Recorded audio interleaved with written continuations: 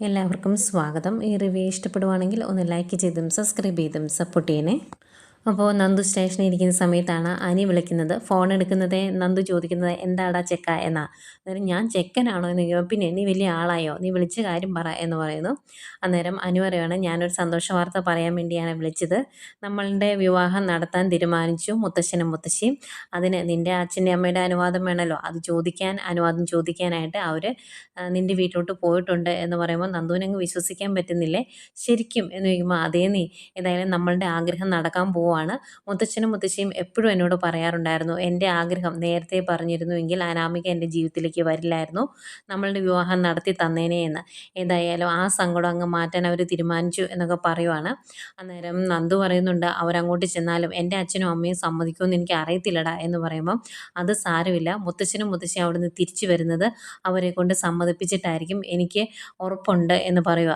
അന്നേരം നന്ദു ചോദിക്കുന്നുണ്ട് നിൻ്റെ അമ്മ സമ്മതിക്കത്തില്ലല്ലോ, എന്നെ നീ വിവാഹം കഴിച്ചിട്ടുണ്ടെങ്കിൽ ഞാൻ ആ വീട്ടിലോട്ട് വലതുകാല് വെച്ച് കയറിയിട്ടുണ്ടെങ്കിൽ ആത്മഹത്യ ചെയ്യും എന്നല്ലേ നിൻ്റെ അമ്മ പറഞ്ഞേക്കുന്നത് എന്ന് ചോദിക്കുമ്പം അനി പറയുന്നുണ്ട് അതെന്നെ പേടിപ്പിക്കാൻ വേണ്ടി വെറുതെ പറയുന്നതാണ്, ബാക്കി എല്ലാവരും നമ്മളെ സപ്പോർട്ട് ചെയ്യുമ്പോൾ അമ്മയ്ക്ക് നമ്മുടെ കൂടെ നിന്നേ സാധിക്കൂ, അതുകൊണ്ട് അതും കുഴപ്പമൊന്നുമില്ല, നീ പേടിക്കണ്ട എന്ന് പറയും. എന്നിട്ട് പറയുന്നുണ്ട് ഏതായാലും ഞാനിപ്പം ഭയങ്കര സന്തോഷത്തിലാണ്, ഏതായാലും എൻ്റെ മുത്തച്ഛനും മുത്തശ്ശിയും നിൻ്റെ വീട്ടിൽ പോയി നിൻ്റെ അമ്മയും അച്ഛനെയും സമ്മതിപ്പിച്ചിട്ടാണ് തിരിച്ചു വരുന്നതെങ്കിൽ നമ്മളുടെ വിവാഹം നടക്കും, അനാമിക എൻ്റെ ജീവിതത്തിൽ നിന്ന് ഇറങ്ങിപ്പോവുകയും ചെയ്യും, പിന്നെ നീ എൻ്റെ വീട്ടിൽ എൻ്റെ റൂമിലായിരിക്കും ഇരിക്കുന്നത്, അതൊക്കെ ഓർക്കുമ്പം എനിക്ക് ഭയങ്കര സന്തോഷമാണ് എന്ന് പറയും. എന്നിട്ട് അതിൻ്റെ കൂടെ പറയുന്നുണ്ട് അങ്ങനെ വിവാഹം നടക്കുവാണെങ്കിൽ ഞാൻ നിൻ്റെ കാക്കി ഊരി വെപ്പിക്കുമെന്ന്.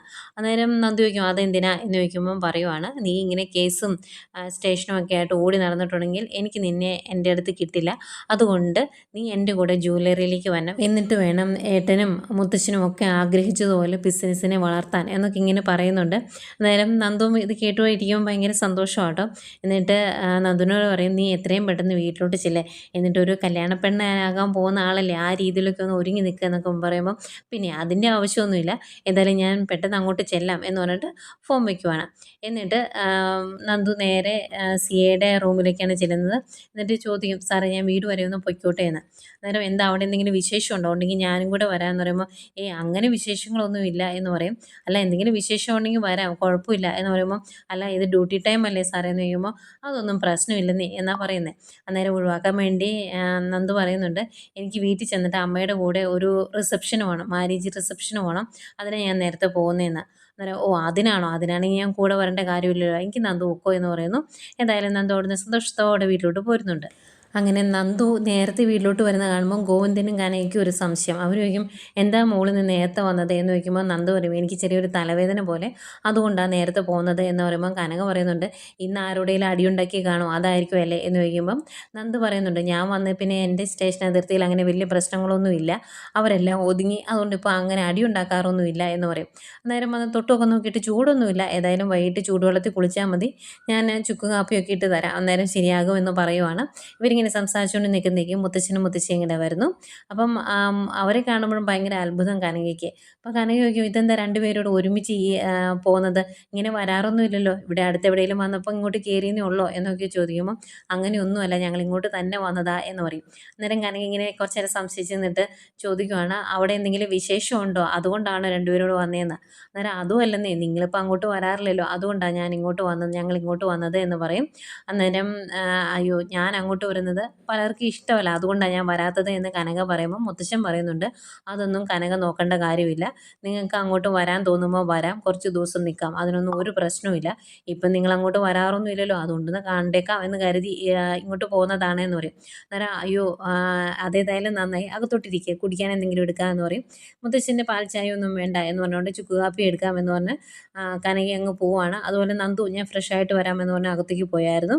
അന്നേരം അവരെല്ലാവരും അങ്ങ് പോയി കഴിയുമ്പം ഗോവിന്ദൻ മുത്തശ്ശനോട് പറയുന്നുണ്ട് അവിടെ നടക്കുന്ന കാര്യങ്ങളൊക്കെ അറിയാറുണ്ട്, അനിയെ ജാമ്യത്തിലെടുക്കാൻ വേണ്ടി 20 ലക്ഷം രൂപയല്ലേ അനാമികയുടെ വീട്ടുകാർ ചോദിച്ചത് എന്ന് ചോദിക്കുമ്പം മുത്തശ്ശൻ പറയുന്നുണ്ട് ഇന്നിപ്പം വിവാഹമോചനവും ഒക്കെ ഒരു ബിസിനസ് അല്ലേ, ആണുങ്ങൾ പുളുങ്കൊമ്പ് പോലെ നോക്കി പിടിക്കുന്ന പോലെ പെണ്ണുങ്ങളും അതൊക്കെ തന്നെയാണ് ഇപ്പോൾ ചെയ്യുന്നത് എന്നൊക്കെ പറയുന്നുണ്ട്. ഏതായാലും അവർ അകത്തോട്ട് കയറിയിരുന്ന് സംസാരിക്കുന്നു. ഏതായാലും അവർ വീട്ടിലെത്തിയിട്ടുണ്ട് എന്ന കാര്യം നന്ദു അനിയെ വിളിച്ച് പറയുന്നുണ്ട്. അന്നേരം അനു പറയുക നീ പോയി കുളിച്ച് ഞാൻ മേടിച്ചെന്ന് ആ സാരിയൊക്കെ കൊടുത്ത് നിൽക്കുകയെന്ന്. എന്നിട്ട് നന്ദി വയ്ക്കും, പിന്നെ അവരെന്നെ ആദ്യമായിട്ട് കാണുമല്ലേ പോടാ എന്ന് പറയുമ്പം പറയുന്നുണ്ട്, അവരെന്തൊക്കെയാണ് അവിടെ പറയുന്നത്, നിൻ്റെ അച്ഛനും അമ്മയും സമ്മതിച്ചോ എന്നുള്ള കാര്യങ്ങളൊക്കെ എന്നെ വിളിച്ച് പറയണം കേട്ടോ, ഞാൻ നിൻ്റെ കോളിനായിട്ട് വെയിറ്റ് ചെയ്യും എന്നൊക്കെ പറഞ്ഞ് ഫോൺ വയ്ക്കുവാണ് അനി ഭയങ്കര സന്തോഷത്തിലാട്ടോ. ആ സന്തോഷത്തോടെ തന്നെ ഓടി താഴോട്ട് ഇറങ്ങി വരും. അന്നേരം നയന അവിടെ ഡിസൈനൊക്കെ ചെയ്തുകൊണ്ടിരിക്കുവാണ്. ദേവയാനിയും ഉണ്ട്. സന്തോഷം കൊണ്ട് ഓടി വന്നിട്ട് ദേവയാനിയോട് പറയുവാണ്, എനിക്ക് സന്തോഷം കാരണം ഇരിക്കാൻ മേല, അതുകൊണ്ട് ഞാൻ വല്യമ്മയ്ക്കൊരു ഉമ്മ തരുവാണ് എന്ന് പറഞ്ഞ് ദേവയാനിക്കൊരു ഉമ്മ കൊടുക്കും. അത് കഴിഞ്ഞ് നയനയുടെ കയ്യെ പിടിച്ച് വട്ടം കറക്കുകയൊക്കെ ചെയ്യും. എന്നിട്ട് ഇവരൊക്കെ ചോദിക്കുന്നുണ്ട്, ഈ ചെറുക്കന് എന്നാ പറ്റിയത്, എന്നതാണ് നിൻ്റെ സന്തോഷത്തിന് കാരണം എന്നൊക്കെ ചോദിക്കുമ്പം സന്തോഷമൊക്കെ ഉണ്ട്, അതെന്താ കാരണം എന്ന് ഞാൻ പറയല, ഇവിടെ വേറെ പലരും ആ കാര്യങ്ങളൊക്കെ നിങ്ങളോട് പറയും, അന്നേരം നിങ്ങൾ അറിഞ്ഞാൽ മതി എന്ന് പറയും. അന്നേരം ഭയങ്കര കൺഫ്യൂഷനാണ് ദേവയാനിക്കും നയനിക്കും. അന്നേരം ദേവയാനി പറയുന്നുണ്ട്, ഇവന് ഇത്രയും സന്തോഷം വരണമെങ്കിൽ അതിന് കാരണം നയനിയായിരിക്കും, മിക്കവാറും ആ സിയെ ഉപേക്ഷിച്ചിട്ട് ഇവനെ തന്നെ വിവാഹം കഴിച്ചോളാം, അതിനുവേണ്ടി കാത്തിരിക്കാമെന്ന് വല്ലതും നന്ദു പറഞ്ഞു കാണുമെന്ന് ദേവയാനി പറയുമ്പം നയന പറയുന്നുണ്ട്, ഏയ് അതിനുള്ള ചാൻസ് ഒന്നുമില്ല, ഇത് വേറെ എന്തോ കേസ് കേട്ടാണ്. അന്നേരം ആനി പറയും, അതെന്താണെങ്കിലും നിങ്ങൾ പയ്യെ അറിഞ്ഞാൽ മതി, ഞാനായിട്ട് പറയല, അറിയുമ്പോൾ അറിഞ്ഞാൽ മതി എന്ന് പറയുവാണ്. നന്ദു കാത്തിരിക്കാമെന്ന് പറഞ്ഞു കാണുമായിരിക്കും എന്ന് ദേവയാനി പറഞ്ഞപ്പോഴേ നയനയ്ക്ക് ടെൻഷൻ തുടങ്ങിയിട്ടോ. അതൊന്നും ആയിരിക്കുമല്ല, എന്താണെന്ന് വെച്ചാൽ പറ അനി, എനിക്ക് ടെൻഷൻ ആവുന്നു എന്നൊക്കെ പറയുന്നുണ്ട്. പക്ഷെ അനി പറയും, ഞാൻ പറഞ്ഞിട്ട് നിങ്ങൾ അറിയാല, പയ്യെ അറിഞ്ഞാൽ മതി എന്ന് പറഞ്ഞിട്ട് അനി അവിടെ നിന്ന് പോവുക. അത് കഴിഞ്ഞും അവരതിനെപ്പറ്റി ഡിസ്കസ് ചെയ്യുന്നുണ്ട് കേട്ടോ.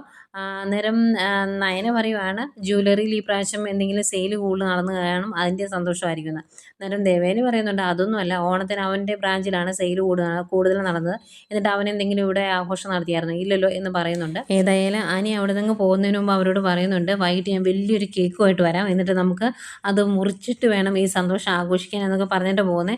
ഏതായാലും നയന ഭയങ്കര ടെൻഷനില്ല, എന്താ കാര്യം എന്നറിയണമല്ലോ, പ്രത്യേകിച്ച് നന്ദുവായിട്ടുള്ള വിഷയമാണല്ലോ ആണോ എന്നറിയണം, അതിൻ്റെ ടെൻഷൻ നയനയുടെ മുഖത്തുണ്ട്. പിന്നെ കനകയും ഗോവിന്ദനും ഒക്കെയാണ് കാണിക്കുന്നത്. കനക ചോദിക്കുന്നുണ്ട് അനാമികയുടെ കാര്യങ്ങളൊക്കെ. അന്നേരം മുത്തച്ഛനും പറയുന്നുണ്ട്, ഞങ്ങൾ ഒരിക്കലും ആ വീട്ടിലോട്ട് കയറി വരുന്ന പെൺകുട്ടികൾക്ക് പണവും പ്രതാപവും വേണമെന്ന് ആഗ്രഹിച്ചിട്ടില്ല, കുടുംബത്തിൽ നന്നായിട്ട് നിൽക്കുന്ന ഒരു പെൺകുട്ടി ആവണമെന്നേ ആഗ്രഹിച്ചിരുന്നുള്ളൂ. പക്ഷേ അങ്ങനെയല്ലായിരുന്നു അനാമിക, അവളും അവളുടെ അച്ഛനും അമ്മയും ഒക്കെ നാവെടുത്ത നുണ മാത്രമേ പറയുകയുള്ളായിരുന്നു, അങ്ങനെയുള്ളവരുടെ ആ നുണ പറച്ചിലൊന്ന് നിർത്തണ്ടേ, അതിന് വേണ്ടിയാണ് ഇങ്ങനെയൊക്കെ ചെയ്തത് എന്നൊക്കെ പറഞ്ഞ് ആ രീതിയിലുള്ള അനാമികയുടെ ചെയ്തികളും കാര്യങ്ങളും അതുകൊണ്ട് അവർക്കുണ്ടായ ബുദ്ധിമുട്ടുകളെ പറ്റിയൊക്കെ ഇങ്ങനെ സംസാരിച്ചുകൊണ്ടിരിക്കുകയാണ്. ഈ സമയം നയനിക്ക് ഭയങ്കര ടെൻഷൻ. നയന നേരെ ആദർശിൻ്റെ അടുത്ത് വരുന്നു. എന്നിട്ട് ആദർശിനോട് പറയുവാണ്, എനിക്ക് ഭയങ്കര സന്തോഷം, എന്താണ് എന്നറിയത്തില്ല, അമ്മയ്ക്കൊരു ഉമ്മ കൊടുത്തു, അതുപോലെ എന്നെ പിടിച്ച് വട്ടം കറക്കി, എന്നിട്ട് ഭയങ്കര സന്തോഷമാണെന്ന് പറഞ്ഞ് തുള്ളിച്ചാടി നടപ്പുണ്ട്, എന്താണെന്ന് അറിയത്തില്ലല്ലോ എന്ന് പറയും. അന്നേരം ആദർശം പറയുന്നുണ്ട്, അങ്ങനെ ഒരു സന്തോഷം വരാൻ എന്താ കാര്യം, അങ്ങനെ അവൻ സന്തോഷിക്കുന്നുണ്ടെങ്കിൽ അത് നന്ദു തന്നെയാണ്, നന്ദുവായിട്ട് ബന്ധപ്പെട്ട എന്തെങ്കിലും വിഷയമായിരിക്കും, അല്ലാതെ അവൻ സന്തോഷിക്കാൻ ചാൻസ് ഇല്ല എന്ന് പറയുമ്പോൾ നയന പറയുന്നുണ്ട്, നന്ദുവായിട്ടുള്ള വിഷയമൊന്നും അല്ല, അവളേതായാലും അവനോട് ഇഷ്ടമാണെന്നൊന്നും പറയത്തില്ല എന്നാണ് നയന പറയുന്നത്. അന്നേരം ആദർശ് പറയും, ഏതായാലും ഞാൻ അവനോട് പോയി ചോദിച്ചിട്ട് വരാമെന്ന്. അങ്ങനെ ആദർശ് ചോദിക്കാനായിട്ട് റൂമിൽ വരുമ്പോഴും പാട്ടൊക്കെ കേട്ട് ഭയങ്കര അടിച്ചു വിളിച്ചിരിക്കുവാണ് അനി. അന്നേരം വിളിച്ചിട്ട് ചോദിക്കുന്നുണ്ട്, എടാ നിൻ്റെ ഈ സന്തോഷത്തിനുള്ള കാര്യം നീ ആദ്യം എന്നോട് പറ, എന്നിട്ട് നീ കിടന്ന് തുള്ളിയാൽ മതി എന്ന് പറയുമ്പം, ആ കാര്യം ഞാൻ പറയുകയില്ല, അത് വേറെ പലരും നിങ്ങളോട് പറയാം, അന്നേരം നിങ്ങൾ അറിഞ്ഞാൽ മതി എന്ന് പറയും. അന്നേരം ഞാൻ നിൻ്റെ ചേട്ടനല്ലേ, നിൻ്റെ ആഗ്രഹങ്ങളെല്ലാം സാധിച്ചു തരുന്ന ആളല്ലേ, നീ പറയടാ എന്ന് പറഞ്ഞ് നിർബന്ധിക്കുന്നുണ്ട്. അന്നേരം അനു പറയും, എൻ്റെ ഏട്ടനാണ് എൻ്റെ ആഗ്രഹങ്ങളെല്ലാം സാധിച്ചു തരാറുണ്ടായിരുന്നു, അതൊക്കെ സത്യമാണ്, പക്ഷേ ഈ ഇടയായിട്ട് എൻ്റെ വിഷമങ്ങൾ പറയുമ്പോൾ അത് അംഗീകരിക്കാനോ എൻ്റെ കൂടെ നിൽക്കാനോ ഏട്ടൻ തയ്യാറല്ലായിരുന്നു, അതുകൊണ്ട് എൻ്റെ സന്തോഷത്തിൻ്റെ കാരണം ഏട്ടൻ ഇപ്പം അറിയേണ്ട സമയത്ത് അറിഞ്ഞാൽ മതി എന്ന് പറഞ്ഞിട്ട് പറയാതെയാണ് അനി അവിടുന്ന് ഇറങ്ങിപ്പോകുന്നത്. അവിടുന്ന് പോരുന്ന അനി നേരെ പൂജാമുറിയിലേക്ക് വരുന്നു. എന്നിട്ട് പൂജാമുറിയിൽ വിളക്കൊക്കെ കത്തിച്ച് പ്രാർത്ഥിക്കുവാണ്, മുത്തശ്ശനും മുത്തശ്ശിയും പോയ കാര്യം സക്സസ് ആയിട്ട് തിരിച്ചു വരണം, എൻ്റെയും നന്ദുവിൻ്റെയും വിവാഹം നടക്കണം, ഞങ്ങളുടെ കൂടെ നിൽക്കണം എന്നൊക്കെ പറഞ്ഞ് പ്രാർത്ഥിച്ചിട്ട് പൂജാമുറിയിൽ നിന്ന് ഇറങ്ങുമ്പോൾ ഇതൊക്കെ കണ്ട് അന്തം വിട്ട് നിൽക്കുവാണ് ദേവയാനിയും നയനയും. അങ്ങനെ അവർ ചോദിക്കുന്നുണ്ട്, എടാ ഇങ്ങനെയൊന്നും നിന്നെ ഞങ്ങൾ ഇതുവരെ കണ്ടിട്ടില്ല, എന്താ കാര്യമെന്ന്. അന്നേരവും അനി പറയുകയില്ല, ഞാൻ പറയുകയില്ല, നിങ്ങൾ പയ്യെ അറിഞ്ഞോളും, പിന്നെ എന്തിനാ നിങ്ങൾ എൻ്റെ പുറകെ നടക്കുന്നത്, എൻ്റെ വായിൽ നിന്ന് ആ വിവരം നിങ്ങൾ അറിയുകയില്ല എന്ന് തന്നെ പറഞ്ഞിട്ട് അനി അങ്ങോട്ട് പോവുകയാണ്. അന്നേരം ഇതെന്താ പോലും എന്നിങ്ങനെ ഓർത്ത് രണ്ടുപേരും ടെൻഷനോടെ ഇങ്ങനെ നോക്കി നിൽക്കുന്നുണ്ട്, എന്താ കാര്യം എന്നൊന്നും അറിയണമല്ലോ. ഇനി നന്ദുവിൻ്റെ കാര്യമാണെങ്കിൽ ദേവയാനി പറയുന്ന പോലെ നന്ദുവായിട്ടുള്ള വല്ല ഡീലിങ്സിൻ്റെയും കാര്യമാണെങ്കിൽ അതെങ്ങനെയെങ്കിലും ഒന്ന് കലക്കി കൊടുക്കണമല്ലോ എന്നോർത്ത് ഇങ്ങനെ ആകെ ടെൻഷനോടെ നിൽക്കുന്ന നയനെ കാണിച്ചുകൊണ്ടാണ് ഇന്നത്തെ എപ്പിസോഡ് അവസാനിക്കുന്നത്.